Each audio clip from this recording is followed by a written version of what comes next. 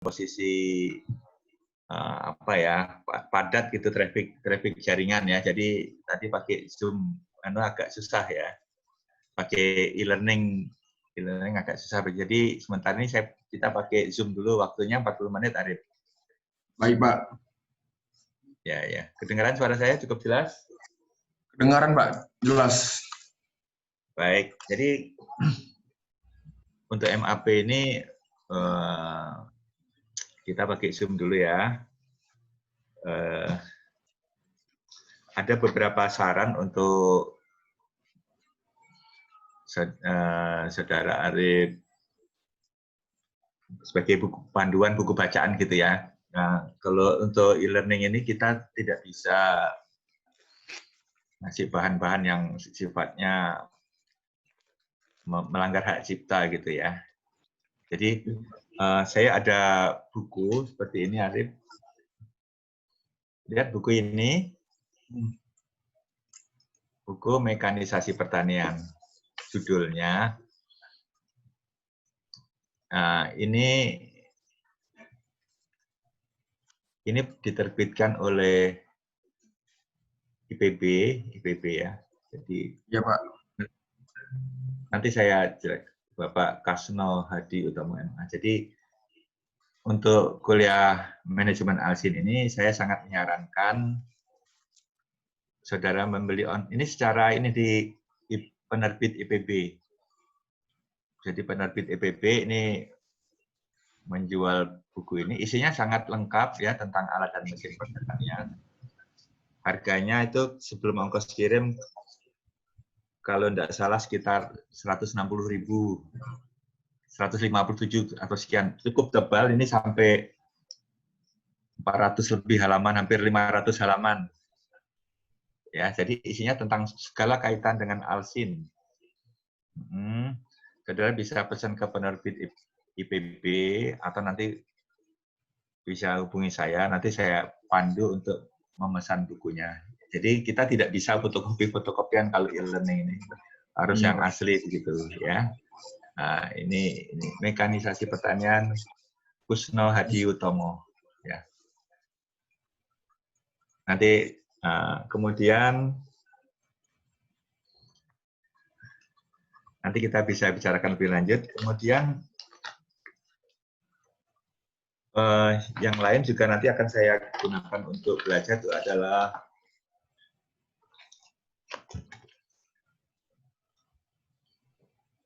ini dalam bahasa Inggris ya. Nanti karena ini tidak boleh di-copy, nanti akan saya buat tulisannya ya. Ini buku luar gitu ya dalam bahasa Inggris. Memang lengkap, cuma nanti misalnya ada gambar-gambar ini nanti sorry dah rusak ya. Misalnya ada babnya bahasa Inggris. Ya, Pak. Seperti ada gambar-gambar bahasa Inggris, tapi itu tadi kalau dalam e-learning kita tidak bisa memfotokopi, tapi nanti saya akan membuat semacam bahan tulisan yang diambil dari buku itu. Buku ini, judulnya Machinery Management. Ya, manajemen. Jadi, ya isinya kalau saudara melihat jelasnya ya dari buku ini yang saya sebutkan dari awal tadi, Mekanisasi Pertanian.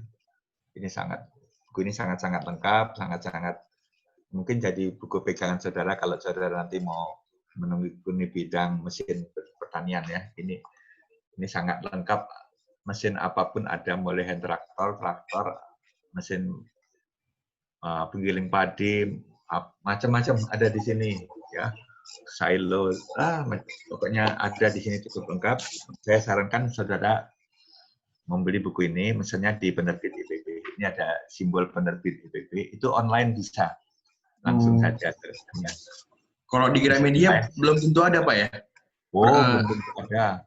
Tidak ada di ini. Hanya penerbit IPB yang menjual begitu. Ya. Kalau nanti saudara kesulitan, saya akan bantu untuk memesannya. Jadi harus jadi member dulu. Member ke penerbit itu. Ya, nanti saudara login. Nah, tapi kalau saudara mau memesan melalui saya atau tapi sebenarnya mudah sih nanti kalau kita ketemu misalnya itu nanti saya ajari caranya ya. Oke. Baik, Pak.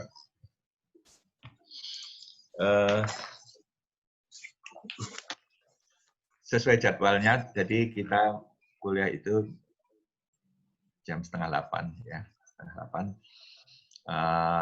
Sebetulnya saya masih ada 2 utang 2 kali masuk. Jadi sebetulnya kalau menurut jadwal ini adalah minggu ketiga, Oh, ya Arif ya. Iya minggu ketiga. Tapi karena terus terang e-learning itu kalau masih belum familiar e-learning dalam cara yang pakai jaringan kampus, maka ini agak terlambat karena itu. Ya. Bukan karena masalah memberinya, gitu. Karena di sini sekarang belum boleh kuliah, namanya kuliah itu offline, itu belum dibolehkan. Ya, jadi tidak boleh tatap muka, saya dengan Arif tatap muka di kelas itu belum boleh. Nah, mungkin kami ada kesulitan, tidak semua familiar dengan cara itu, jadi masih belajar juga, jadi harap maklum gitu ya. Tapi ya Pak, baik Pak. Jadi saran saya, saudara baca-baca sendiri ini nanti untuk baca-baca sendiri dari buku yang saya sarankan ini, terutama buku ini. Nah, ini saya sangat sarankan. Nanti yang bahasa Inggris nanti karena mencakup hak cipta tidak akan, saya akan ini aja ambil inti-intinya saja ya. Jadi tidak akan di copy begitu ya. Kemudian nanti tolong, kan masih ada 2 kali masuk yang tidak bisa saya sampaikan itu ya. Jadi hutang lah istilahnya, hutang 2 kali masuk ya. Nanti tolong kapan saja Arif bisa menyediakan waktu untuk e-learning. Nah, e-learning dengan menggunakan jaringan e-learning Unsri itu masih macet, kita pakai Zoom saja.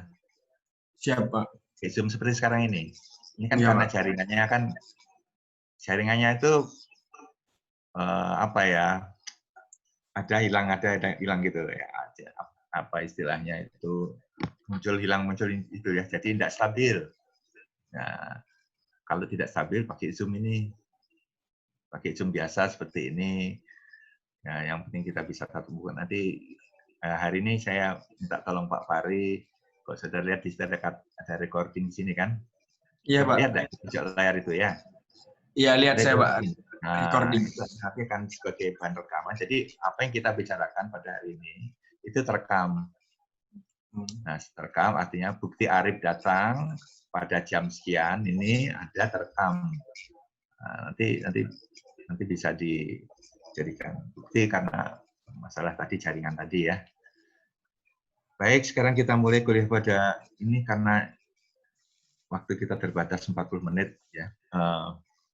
Jadi manajemen alat dan mesin pertanian ini sebetulnya kaitannya dengan pemanfaatan alat dan mesin pertanian dengan seefisien mungkin ya. Di mana Arif kan sudah mengambil ekonomi teknik ya. Sudah, Pak. Ekonomi teknik sudah ya. Nah, dalam ekonomi teknik itu kalau kita tahu bahwa kalau biaya suatu alat semakin sering digunakan, ya, itu kan semakin murah biayanya, ya. Iya. Jadi ada biaya tetap tidak tetap. Kalau biaya tidak tetapnya itu tinggi atau bisa tinggi, maka biayanya jadi biaya rata-ratanya semakin rendah. Gitu ya. Nah, manajemen Alsin ini intinya juga sebenarnya bagaimana kita memanfaatkan alat dan mesin pertanian yang ada seefisien dan seefektif mungkin sehingga alat Alsin atau alat dan mesin pertanian ini memberikan keuntungan kepada petani. Ya. Nah, penggunaan alat mesin itu tentu saja bermacam-macam ya. Ada yang sifatnya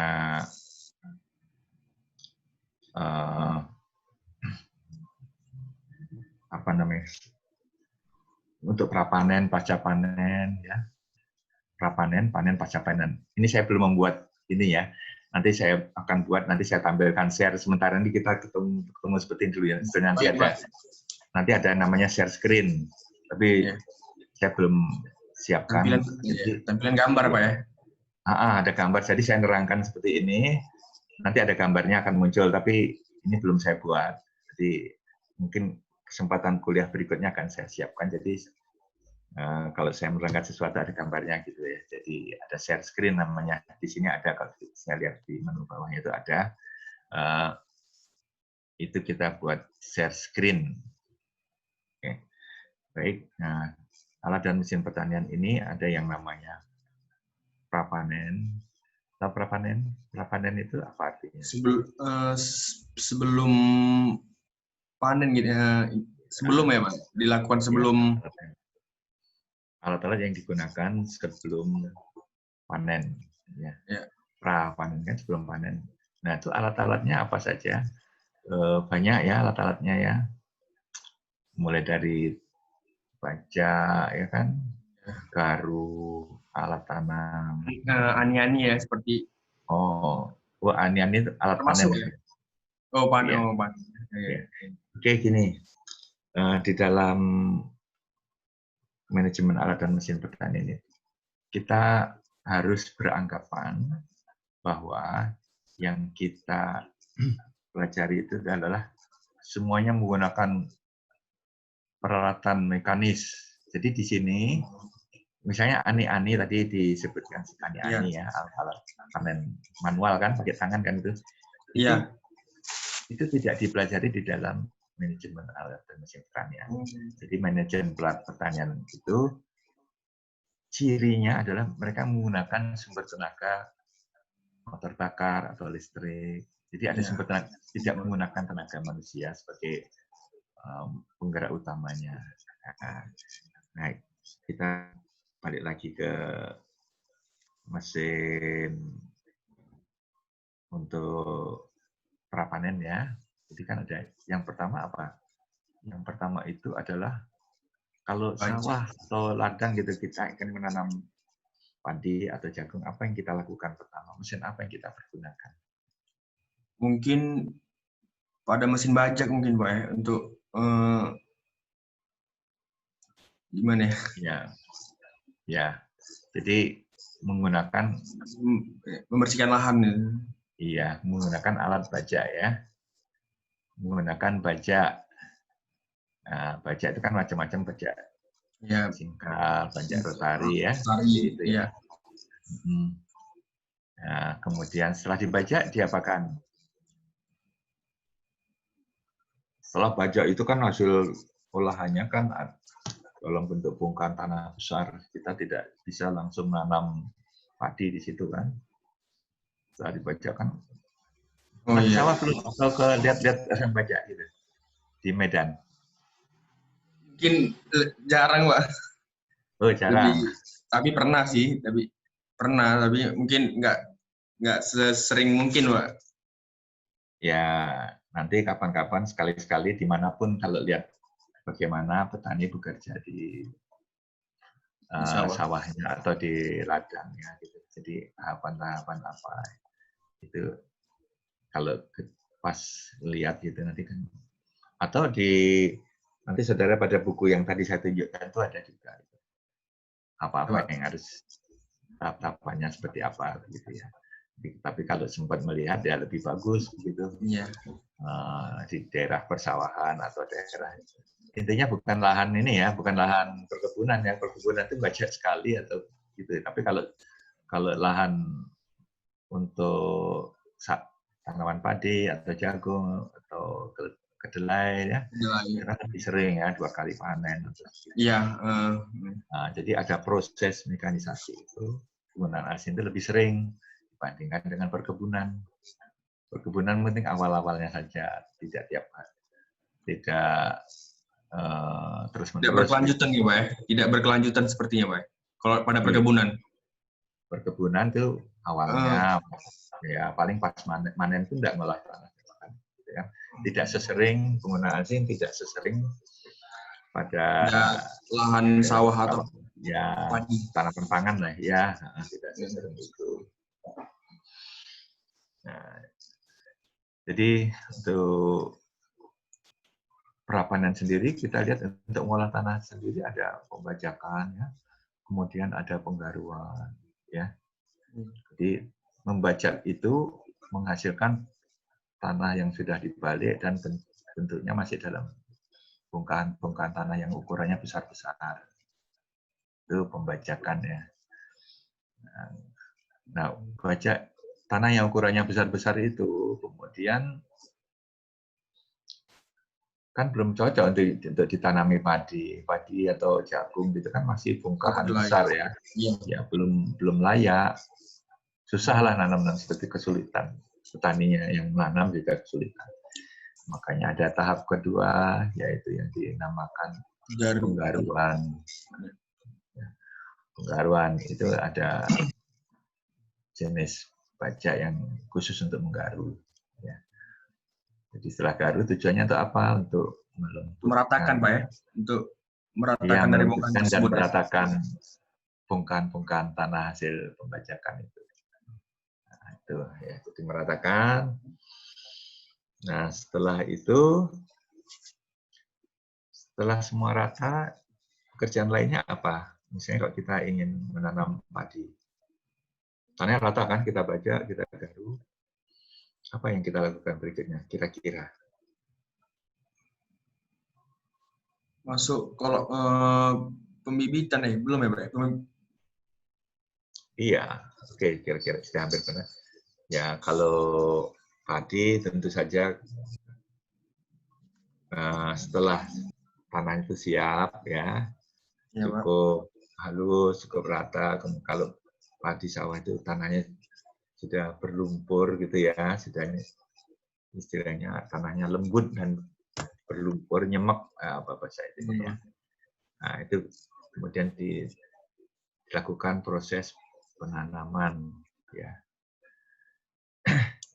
Nah, di dalam alat dan mesin pertanian itu kita membahas bukan pada cara penanaman yang dilakukan oleh petani sekarang ini. Saudara tahu bagaimana petani dalam menanam padi itu apa yang mereka lakukan untuk menanam? Pernah lihat foto, gambar, pernah dengar cerita atau nonton di TV atau dan sebagainya. Bagaimana petani menanam bibit padi di sawah? Iya. Bagaimana caranya? Belum ini Pak, saya belum tahu Pak. Oh, belum tahu. Belum, maaf Pak. Iya, nanti tolong dipelajari ya. Iya Pak. Bagaimana lihat-lihat di YouTube bagaimana cara menanam padi yang biasa dilakukan oleh petani-petani kita ya. Menanam bibit padi ya. Kalau Gigi, bibit dengan benih sama enggak? Bibit dengan benih berbeda, Pak. Iya. Oh, gimana bedanya? Kalau bibit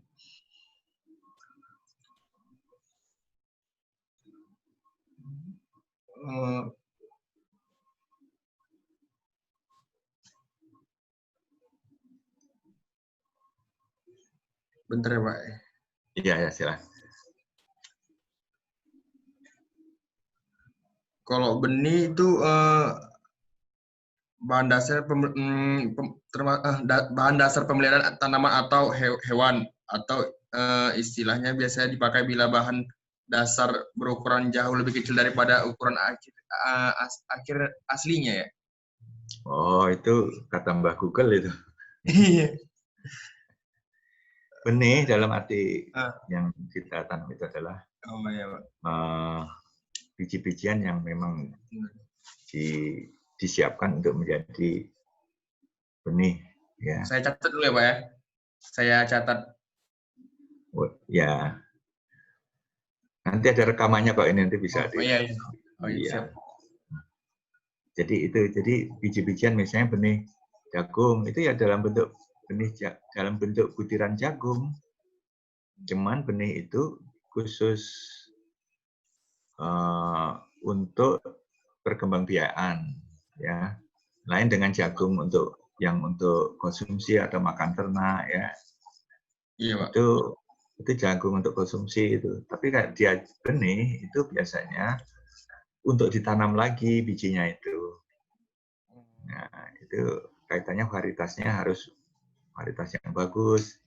Biasanya kalau benih biji-bijian itu ada diberi pestisida di benihnya, di bijinya itu untuk agar tidak mudah Jadi dirusak hama ya? oleh hama.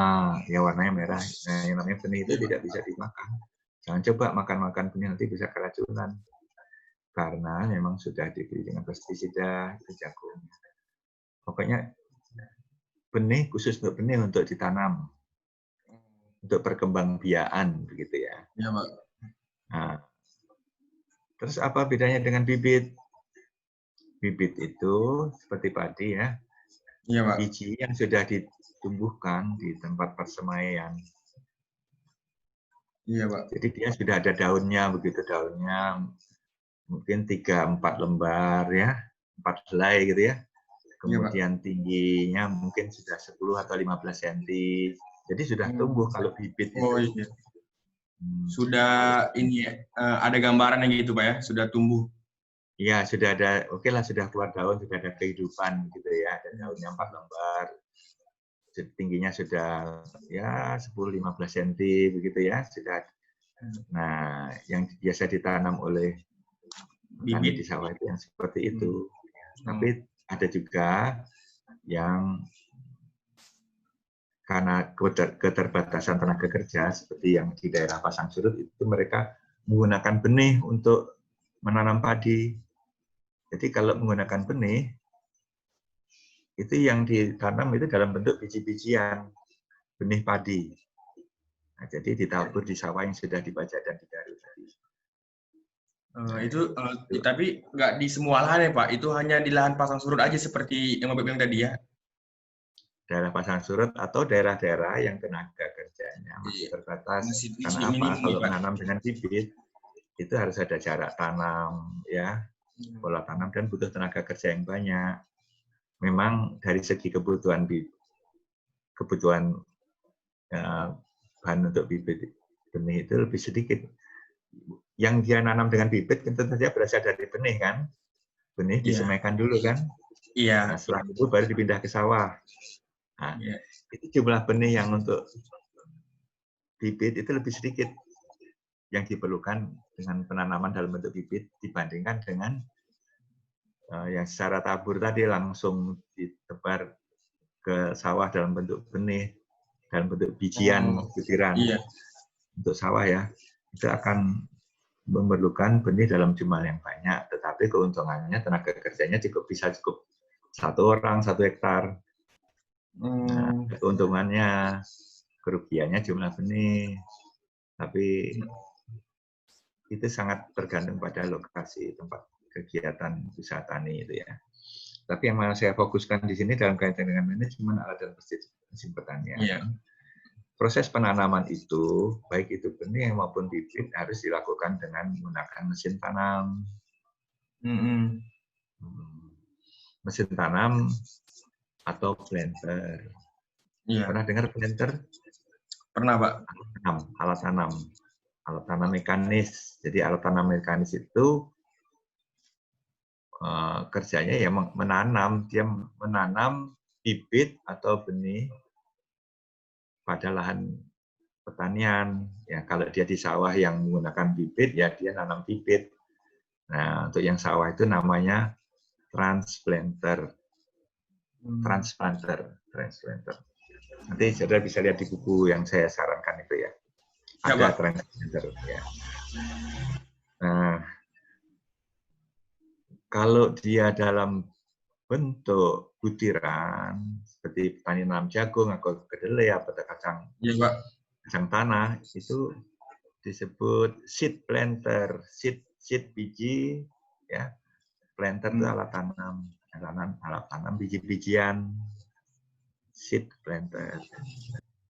Nah, ini fungsinya nanam sesuai alat-alat tanam seperti itu, dia bisa menanam benih ataupun bibit dalam jumlah tertentu per lubang. Misalnya 3 butir benih kacang tanah atau dua bibit ya per lubang di sawah itu bisa mengatur seperti itu. Jadi jumlahnya 3 atau 2 gitu, 3 bibit atau 3 benih per lubang tanam itu mereka bisa mengatur sendiri alat yang namanya planter itu. Jarak tanamnya juga bisa teratur. Seperti jarak pada baris kolom. Saudara pernah menggunakan Excel ya? Excel. Iya, Pak. Kan ada row, ada kolom itu ya. Iya, ada baris, ada kolom. Ada baris, ada kolom. Nah, kayak seperti itu gitu. Mereka bisa mengatur jarak-jarak seperti itu, alat tanam itu. Mengapa perlu jarak tanam itu? Enggak mengapa. Perlu adanya jarak tanam dalam alat tanam. Kalau kira-kira saudara, mengapa alat tanam itu bisa dibuat sedemikian rupa sehingga pertama jumlah bibit atau benih per lubang itu jumlahnya tertentu 2 atau 3 begitu ya, atau bahkan 1. Kemudian mereka ada jarak baris dan kolom itu dengan angka tertentu. Mengapa? Perlu diatur seperti itu. Mengapa ada jarak tanam lah, begitulah mungkin. Supaya lebih baik dalam ini ya, Pak, pertumbuhan. Ya, intinya inti secara umum baik dalam pertumbuhan. Jadi pengaturan jarak tanam itu untuk menghindari persaingan dalam penggunaan unsur hara tanaman atau bahan makanan pada tanaman. Unsur hara itu ya pupuk dan sebagainya itu ya kan, air, kemudian unsur hara ya dalam bentuk pupuk macam-macam kan. Jadi kalau dia tidak diatur jaraknya, ada persaingan kayak nanti dalam persaingan itu siapa yang menang dia akan tumbuh subur, yang kalah akan kurus gitu kan, ya sama saja. Jadi untuk menghindari seperti itu, kemudian sistem prakaranya lebih bagus. Ya kan? Prakaranya tidak ada tetangga dekatnya itu tidak ada begitu ya. Nah itu. Oh iya. Nah itu mesin tanam itu dirancang seperti itu. Ya. Kemudian ada istilahnya untuk mesin tanam padi itu apa istilahnya? Anda tidak dengar? Istilahnya itu? Iya, disebut apa untuk tanam padi? Pernah dengar? Belum sepertinya, Pak. Belum. Pernah dengar transplanter? Pernah, Pak. Alat penanam padi, Pak. Ya, alat tanam padi betul ya. Nanti saudara bisa melihat di buku ini ada. Nah, yang saya ceritakan tuh ada di sini. Mekanisasi pertanian ya, Pak ya? Kali iya. Nanti kalau mana ini ada lengkap semua ya.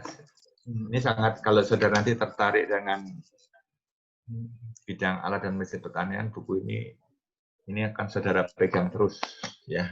Ini dasar aja, ini dasar untuk semua yang kaitannya dengan mesin.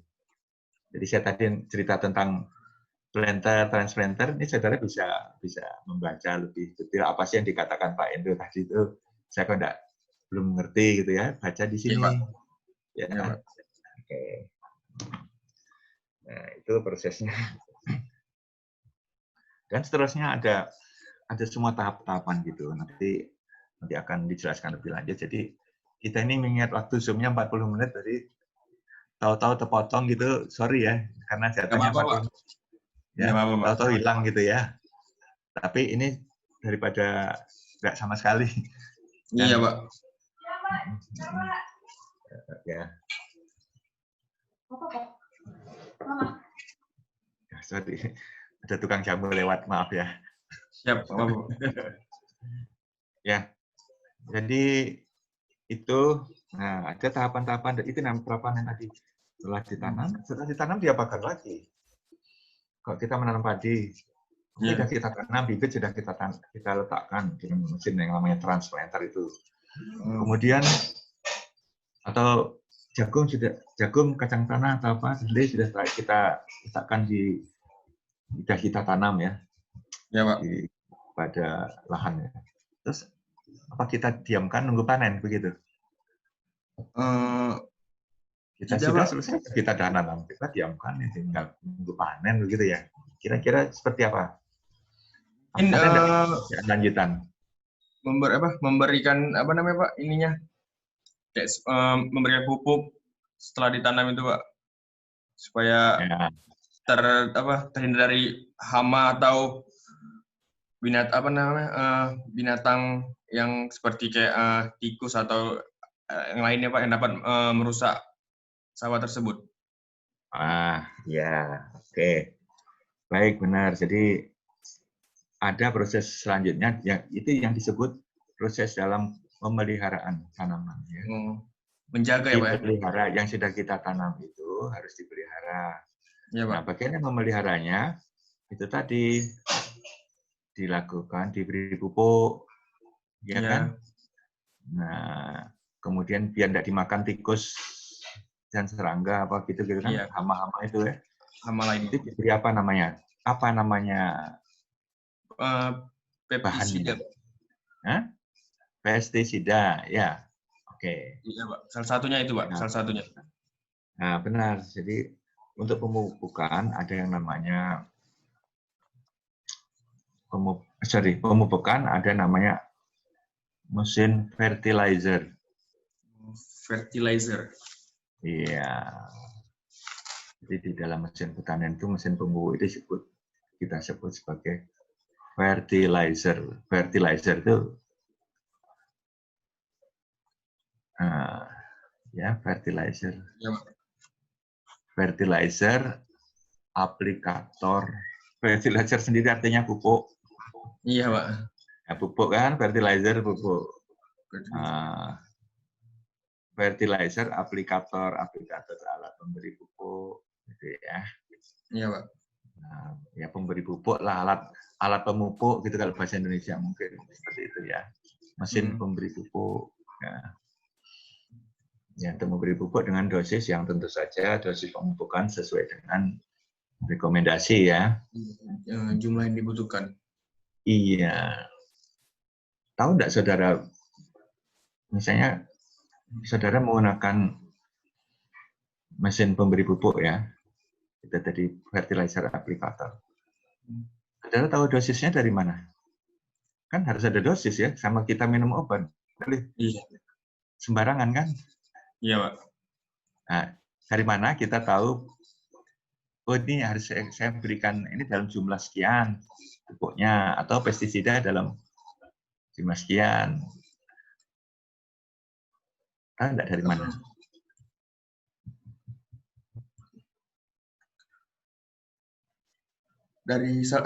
Mungkin dari jenis pupuknya, Pak, atau ya misalnya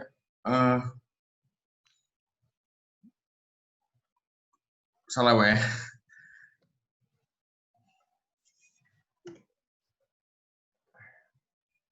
Oh iya ya. Ya itu nanti kita jelaskan ya, waktunya hampir 50 menit lagi. Ya, jadi dosis pemupukan itu dari ini.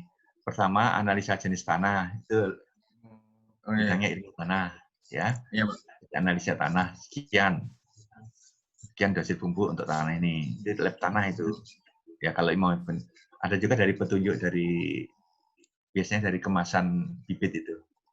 Iya. Nah, paling pasti dari analisa lab mengenai tanah itu sendiri, berapa pupuknya sekian. Tapi kalau tidak ada, berarti menurut petunjuk pemupukan dari benih yang dijual. Oke. Ya, Arif mengingat waktu ya. Maaf ini waktunya iya, memang Pak. tidak ada ini. Iya, iya. Nanti